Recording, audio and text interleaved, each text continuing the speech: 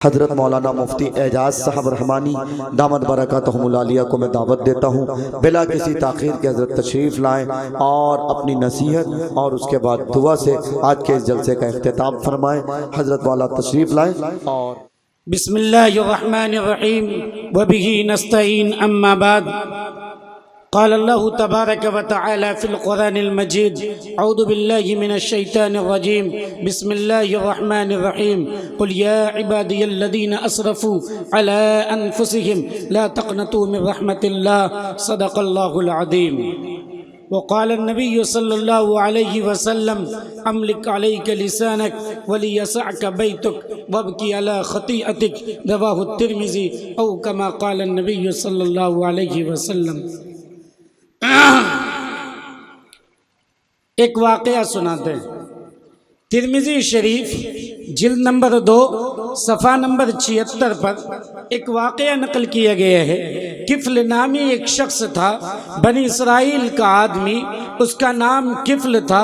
وہ عیش پرست تھا، وہ عیاش تھا، وہ عورتوں کا دلدادہ تھا، وہ گندگیوں میں زندگی بسر کیا کرتا تھا۔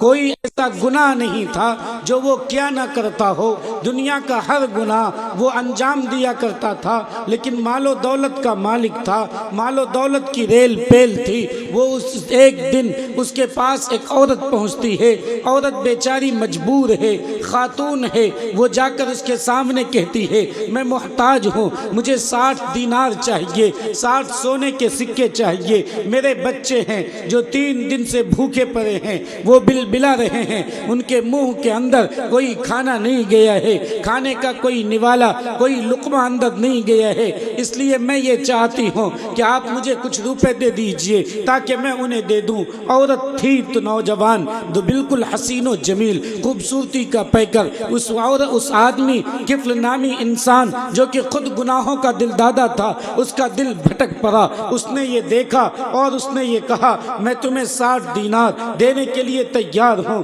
لیکن شرط یہ ہے کہ تم میرے ساتھ منہ کالا کرنے کے لیے تیار ہو جاؤ۔ تم فلاں دن میرے پاس آؤ گی اور میں تیرے ساتھ گندا کام کروں گا، میں تیرے ساتھ منہ کالا کروں گا۔ وہ عورت بیچاری مرتی نہیں تو کیا کرتی، ایک طرف بلکتے ہوئے بچے کا چہرہ اس کے دل میں تھا، ایک طرف ممتا جو کہ امنڈ رہا تھا۔ یہ تمام تر چیزیں تھی۔ ایک ماں جس کے سامنے اس کے بچے رو رہے ہوں، بھوک کے لیے تڑپ رہے ہوں، وہ ماں کیا کر سکتی ہے؟ وہ مجبور ہو کر اس پہ تیار ہو جاتی ہے، 60 دینار لیتی ہے، اپنے گھر آ جاتی ہے، کھانے پینے کا انتظام کرتی ہے، بچوں کا پیٹ بھرتی ہے، اس کے آنکھ کا آنسو ختم ہوتا ہے۔ چند دنوں کے بعد پھر وہ عورت اس آدمی کے پاس چلی جاتی ہے اور یہ کہتی ہے کہ میں شرط کے مطابق تمہارے پاس آ گئی ہوں، تم اگر چاہو تو میرے ساتھ جو کرنا چاہو تم کر سکتے ہو۔ وہ کفل نامی انسان، وہ تو گناہ کیا کرتا تھا، عورتوں کا دلدادہ تھا، اس کی صورتحال تو یہی تھی کہ وہ نفس پرست تھا، وہ شہوت پرست تھا۔ وہ تیار ہو گیا، یہ عورت کو لٹا دیا، عورت لیٹ جاتی ہے، کپڑے سے برہنہ ہو جاتی ہے، وہ شخص اس کے ران پر بیٹھ جاتا ہے، ٹھیک اسی طرح جس طرح ایک مرد، ایک شوہر اپنی بیوی کے ران پہ بیٹھتا ہے۔ اب وہ آگے کا مرحلہ تھا۔ اس درمیان اس عورت کے بدن میں کپ کپی تاری ہوتی ہے، بدن میں لرزہ ہوتا ہے، حرکت ہو جاتی ہے، پورے بدن میں جنبش ہوتی ہے، بدن میں کپ کپی تاری ہے، بدن کانپ رہا ہے۔ وہ مرد وہ کہتا ہے کہ اے عورت میں نے تمہیں مجبور نہیں کیا ہے، تو کانپ کیوں رہی ہے، تو لرز کیوں رہی ہے؟ میں نے تو تمہیں یہ کہا تھا کہ میں پیسے اس لیے دے رہا ہوں تاکہ تو اس کے لیے تیار ہو جائے۔ تو تیار ہو گئی، تو اپنی مرضی سے آئی ہے، پھر تو کانپ کیوں رہی ہے؟ تیرے بدن میں لرزہ کیوں ہے؟ تیرے پاؤں میں جنبش کیوں ہے؟ تیرے بدن کا ہر حصہ وہ حرکت کیوں کر رہا ہے؟ وہ عورت بولتی ہے میں کیا بتاؤں، میرے اختیار میں نہیں ہے،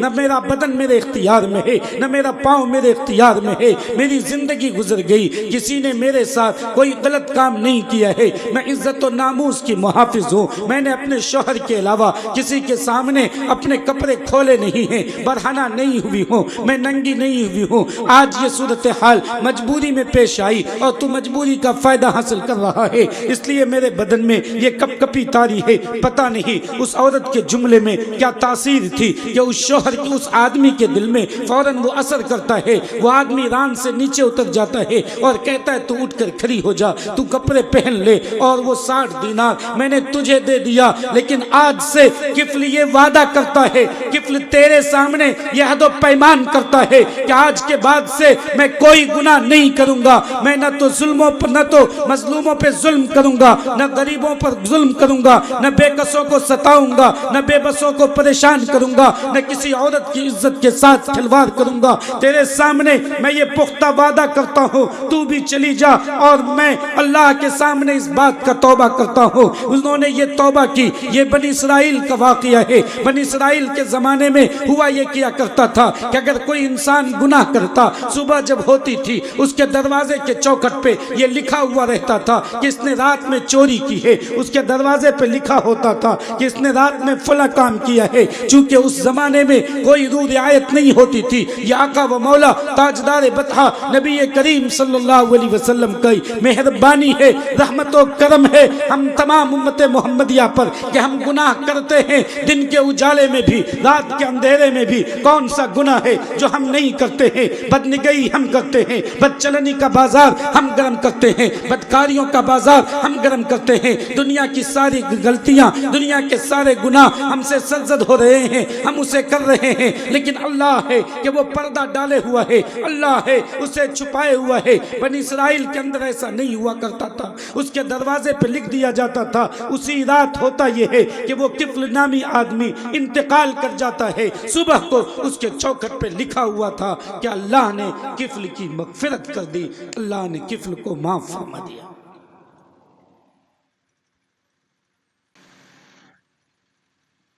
جو شخص پوری زندگی گناہوں میں گزارا ہے، ایک رات ایک عورت کی وجہ سے اس نے سچی توبہ کی، اللہ کے سامنے معافی مانگا، اللہ نے اس کی مغفرت فرما دی۔ کیا سبق ملتا ہے ہمیں کہ اگر ہم بھی گناہ گار ہیں، ہم بھی خطا کار ہیں، آئیں اللہ کے دربار پہ، آئیں اللہ سے مانگیں، اللہ ہمیں بھی معاف فرما دے گا۔ اس لیے ہمیں بھی توبہ کرنا چاہیے۔ کرنا چاہیے یا نہیں کرنا چاہیے؟ کریں گے انشاءاللہ۔ استغفار پڑھیں گے، استغفر اللہ ربی من کلی ذنب واتوب الیہ، میں توبہ کرتا ہوں اپنے ان تمام گناہوں سے، اور اے اللہ میں تیرے دروازے سے بھٹک کر کہیں اور چلا گیا تھا، اب میں تیرے دروازے پہ واپس آتا ہوں، اتوب الیہ۔ یہ رات کا آخری پہر ہے، اللہ تعالیٰ آسمان دنیا پہ آ جاتا ہے اور یہ اعلان کرتا ہے کہ ہے کوئی گناہوں سے معافی مانگنے والا، ہے کوئی جو گناہوں کے دلدل میں پھنسا ہوا ہے، وہ آئے میرے سامنے اور مجھ سے معافی مانگے، اغفرہ، میں اسے معاف کر دوں۔ اللہ کی رحمت بہت وسیع ہے، اللہ کی رحمت بہت وسیع ہے۔ ہمارے گناہ چھوٹے ہیں لیکن اللہ کی رحمت اتنی بڑی ہے، اتنی بڑی ہے کہ دنیا کے تمام انسان گناہوں میں پھنسے رہیں گے تو بھی اللہ اسے معاف فرما دے گا۔ میرے گناہ زیادہ ہیں یا تیری رحمت، میرے گناہ زیادہ ہیں یا تیری رحمت، کریم تو ہی بتا دے حساب کر کے مجھے، کریم تو ہی بتا دے حساب کر کے مجھے۔ گناہ گن کے میں کیوں اپنے دل کو چھوٹا کروں، گناہ گن کے میں کیوں اپنے دل کو چھوٹا کروں، سنا ہے تیرے کرم کا کوئی حساب نہیں، سنا ہے تیرے کرم کا کوئی حساب نہیں۔ اللہ کا کرم بہت وسیع ہے، اس لیے پہلا سبق کہ آپ توبہ کریں اپنے گناہوں سے، استغفار آج بھی پڑھیں، یہاں سے چلے جائیں تو بھی پڑھیں، استغفر اللہ ربی من کلی ذنب واتوب الیہ۔ استغفار ایک ہتھیار ہے، ایک پاور ہے جو اللہ سے ساری چیزوں کو منوا سکتا ہے، اللہ سے منگوا سکتا ہے، اللہ سے جو چیز مانگنا چاہے وہ استغفار کے ذریعہ ایک بندہ مانگ سکتا ہے. میں نہیں کہتا, قرآن کریم نے اعلان کیا ہے فَقُلْتُ اسْتَغْفِرُوا رَبَّكُمْ إِنَّهُ كَانَ غَفَّارًا يُرْسِلِ السَّمَاءَ عَلَيْكُمْ مِدْرَارًا وَيُمْدِدْكُمْ بِأَمْوَالٍ وَبَنِينَ وَيَجْعَلْ لَكُمْ جَنَّاتٍ وَأَنْهَارًا. اگر کوئی کہیں کہ سرزمین پہ بارش نہیں ہو رہی ہے, زمین میں حال نہیں ہے, جان ختم ہو گئی ہے, سبزے نہیں اگ رہے ہیں, غلہ اور اناج نہیں اگ رہا ہے, اگر وہاں کا آدمی استغفار پڑھتا ہے اللہ بارش برسا دیتا ہے, بارش برسا کر زمین میں حال پیدا کرتا ہے.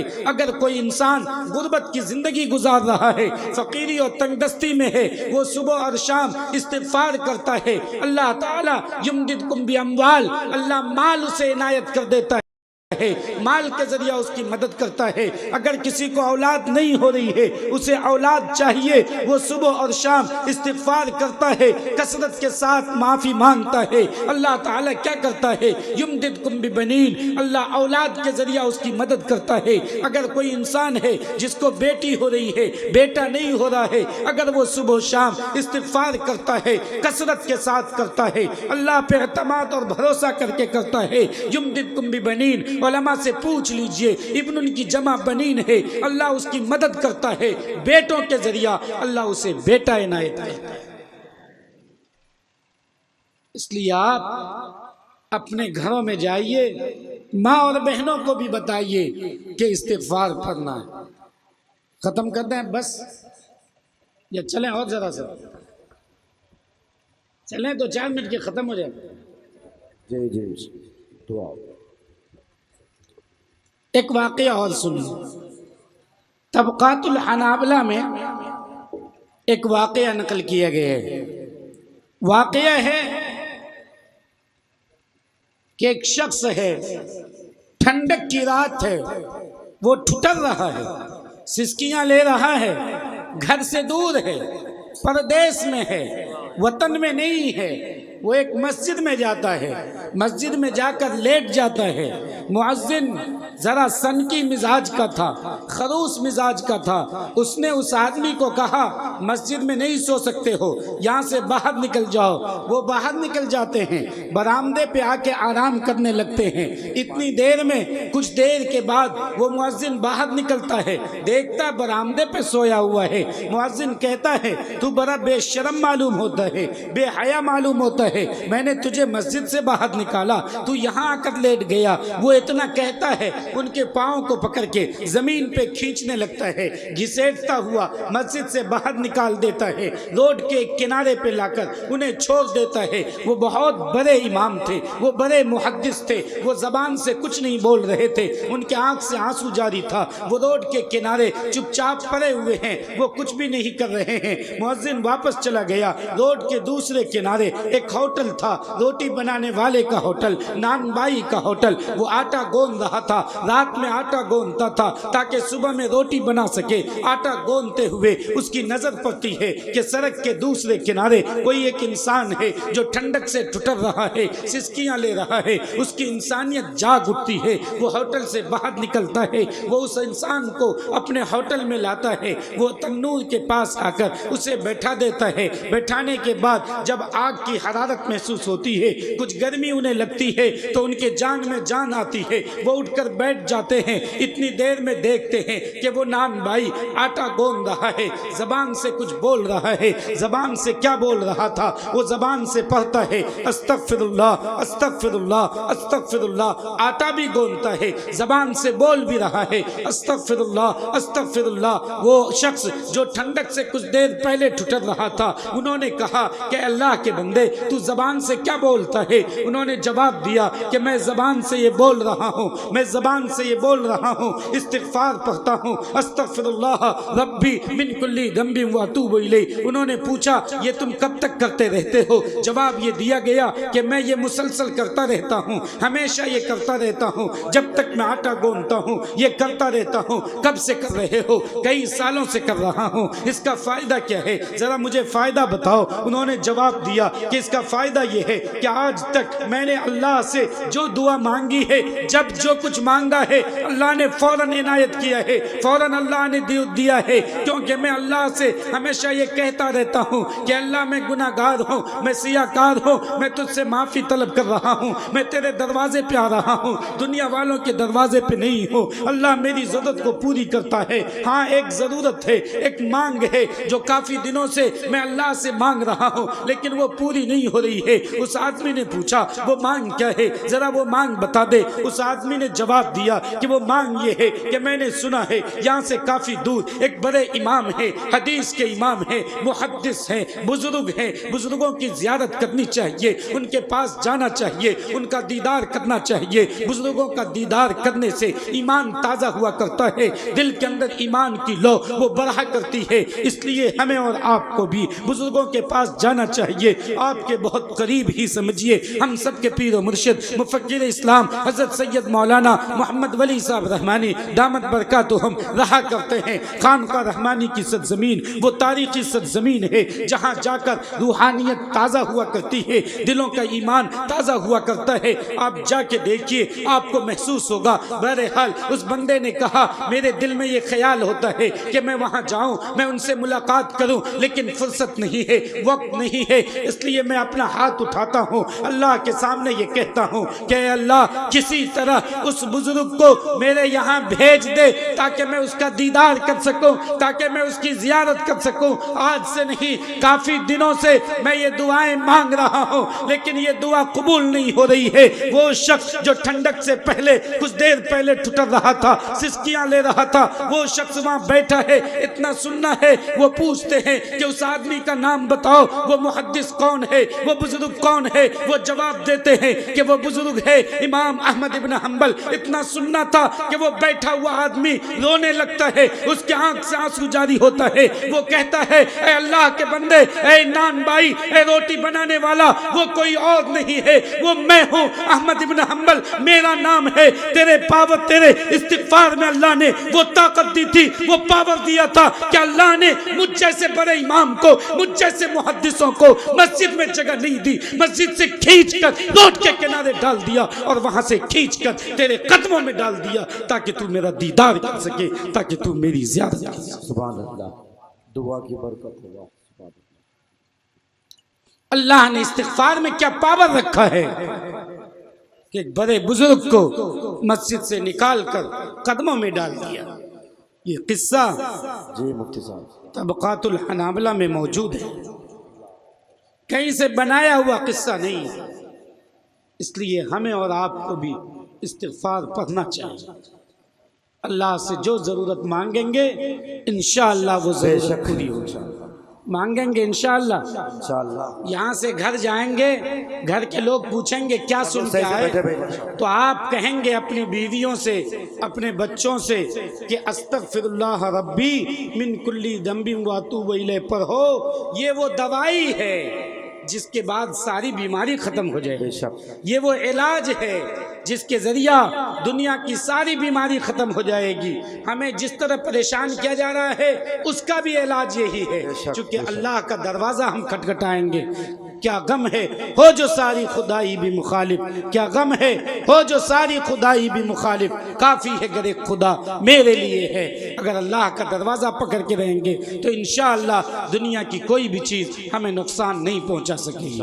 انشاءاللہ استغفار پڑھیں گے، کدال چلاتے ہوئے بھی، مچان پہ بیٹھے ہوئے بھی، گھور پہ بیٹھے ہوئے بھی، ماں اور بہنیں جھاڑو دیتے ہوئے بھی، کھانا بناتے ہوئے بھی استغفار پڑھتے رہیں گے، پڑھیں گے انشاءاللہ۔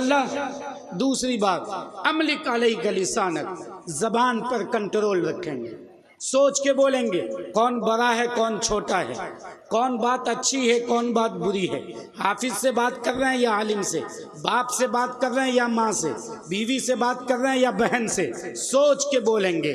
اگر سوچ کے بولیں گے تو انشاءاللہ آپ کو نقصان نہیں ہوگا۔ من سکت نجا، زیادہ خاموش رہنے کی کوشش کریں گے، جو خاموش رہا وہ نجات پا گیا۔ ڈھیر بولنا، زیادہ بولنا ہوشیاری کی بات نہیں ہے۔ آقا و مولا تاجدار بطحہ نبی کریم صلی اللہ علیہ وسلم کم بولتے تھے، کم گو تھے، زیادہ خاموش رہا کرتے تھے، اس لیے ہم بھی کم بولیں گے انشاءاللہ۔ خوب بڑے لوگوں اور چھوٹے لوگوں کا لحاظ خیال کر کے رہیں گے انشاءاللہ۔